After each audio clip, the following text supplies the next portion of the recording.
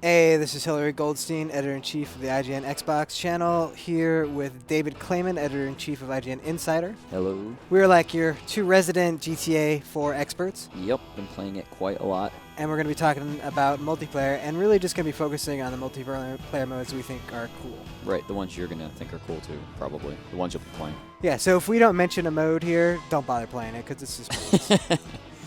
It has no value. So I think that the standard one's got to be Team Deathmatch, right? That's right. Sort of like the standard bearer for all multiplayer modes. Mm-hmm. That's the one that shows up in every game, and it's certainly in this one.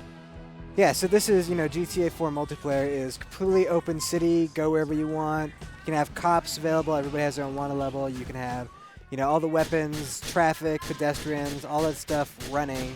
And then 16 people on there on Xbox or on PS3 going nuts. And Team Deathmatch is kind of your standard, set up multiple, up to 8 teams, just going at each other, seeing who can get the most kills.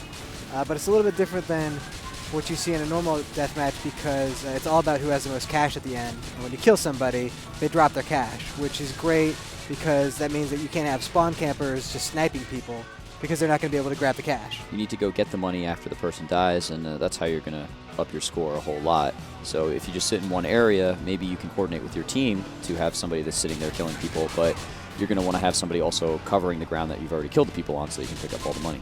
Deathmatch is not really just a free-for-all, kind of like run and gun. There's a cover system and there's a radar system, so it makes the game a lot more about finding a good cover, a good place where you can take people out from behind cover, about sneaking towards groups, not just running in blazing. Also, think, when talking about the cover system, think about cars and things. They're mobile cover systems because you can push them anywhere you want. So, except for the fact that they're mobile exploding cover systems. So the game can get pretty complicated with tactics if you use it correctly. Yeah, so another one I think that is going to be kind of, I guess you could maybe say is the meat and potatoes of GTA multiplayer has got to be free mode, which is 16 players in the city, no rules, do whatever you want. Right. This is sort of the mode that people envisioned, when they were dreaming of what Grand Theft Auto would be when online was robust enough to handle it. This is just go nuts in Liberty City, and it's not some dumbed-down version of Liberty City. It's the full thing.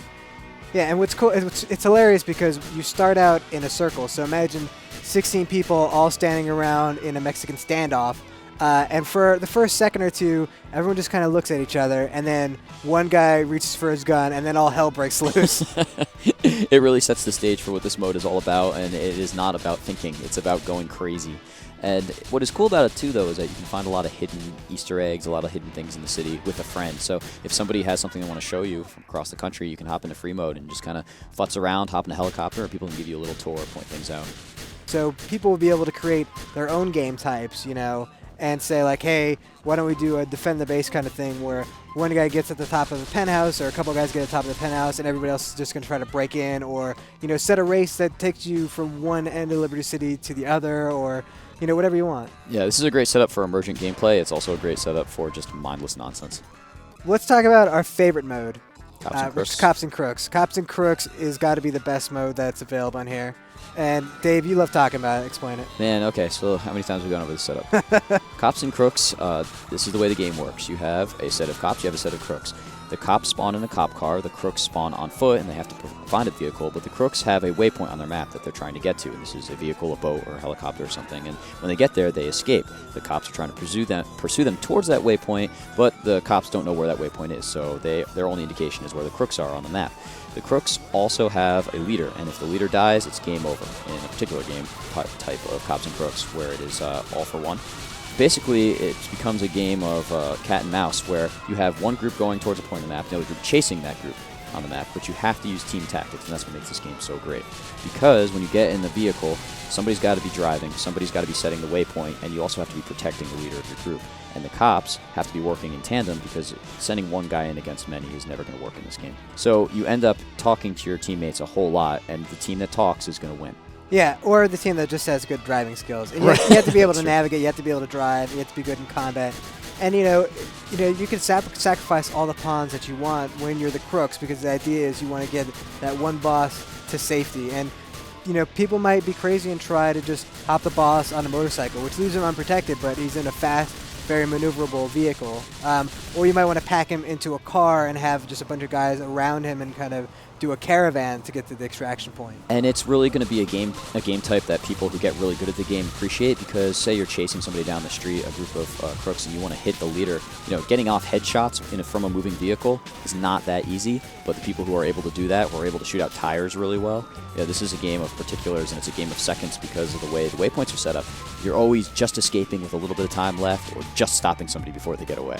Next one, I think kind of the last of those team competitive modes that I thought was pretty good was the Carjack City. Yeah.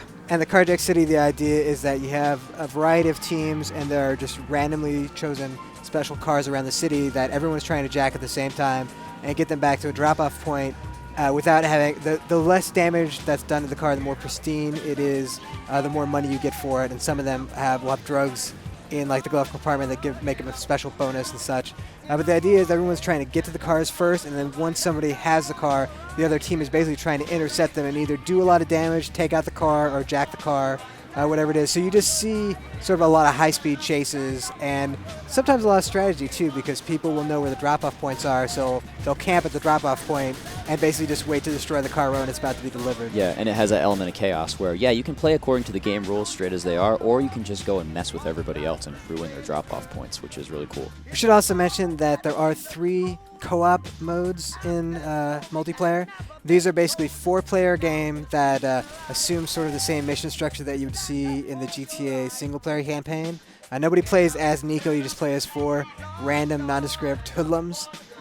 But, you do get to play through a mission, so there's cutscenes, there's an objective that never changes. You can kind of set the difficulty in a few minor optional parameters like the weather conditions and stuff like that, but it's always going to be the same each time you play it. And I'd say of those 3 co-op modes, I don't think any of them were that great, but the one that I would play the most probably would be Hangman's Noose. Yeah, that sets you up at an airport, and you have to extract an NPC in a caravan or a vehicle of your choice and get them away from the cops and get them to an extraction point. And it's pretty cool. I would say that these are more like the stepping stones to get into multiplayer with your friends. If you have a bunch of friends, you guys are going to go on and play Deathmatch, but you just want to kind of get your feet wet a little bit first, do these, because you're playing against a computer, you can jack up the difficulty level, kind of practice your driving, your communicating skills. It's kind of fun that way. But there's not a lot of replay value in them. There's an achievement on the 360 for beating all of the set times for each one, but I don't think that's very much incentive to keep playing them. But, for 1 or 2 times through, they're kind of fun to play. Yeah, it's a good starter mode for online play. So that's it for our look at the multiplayer. Those are the modes that we love. So I'm Hillary Goldstein. I'm David Clayman. And we will see you online.